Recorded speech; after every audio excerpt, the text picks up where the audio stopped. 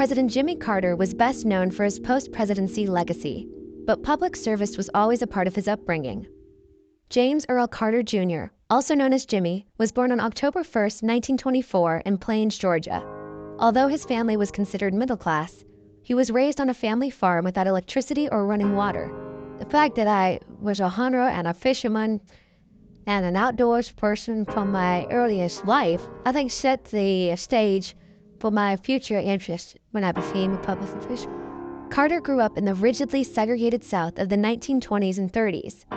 From a young age, his mother, Bessie Lillian Gordy Carter, influenced Carter's thinking on civil and human rights.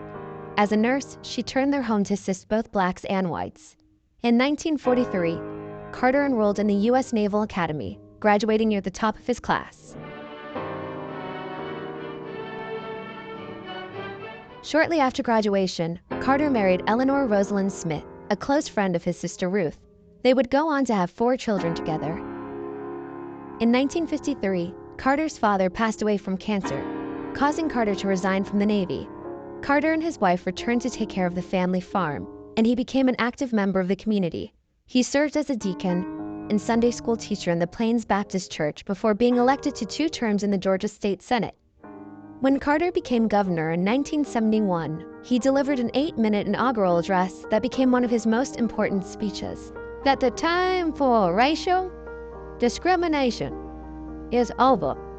Although Carter was seen as a leading figure in the South, he was still largely unknown on the national stage. This would become an advantage for Carter as he began to pursue the White House. I had no prior knowledge of the Watergate break-in. After Watergate and the other Nixon administration scandals, Carter marketed himself as a simple peanut farmer from Georgia, not to mention a Democrat who promised to bring an open and honest leadership. In 1977, Carter squeaked out a narrow victory and won the election. Carter's one-term presidency is remembered for the events that overwhelmed it: the high unemployment rate, terrible inflation, a stagnant economy, the energy crisis of 1979.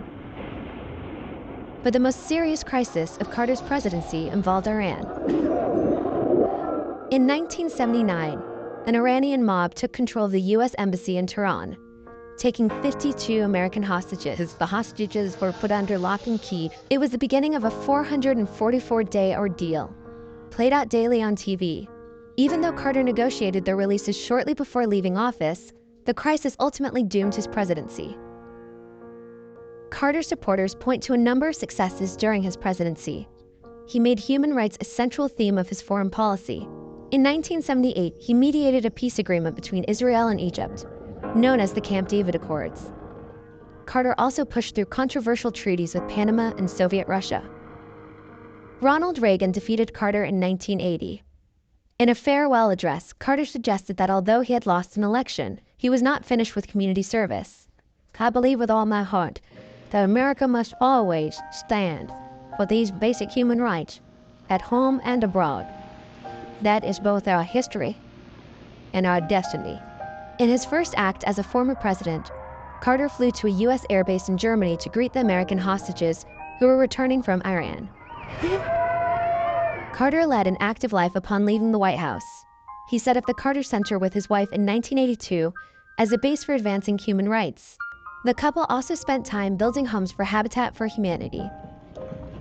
Carter became an unofficial roving ambassador, monitoring elections, mediating disputes, and promoting human rights and democracy.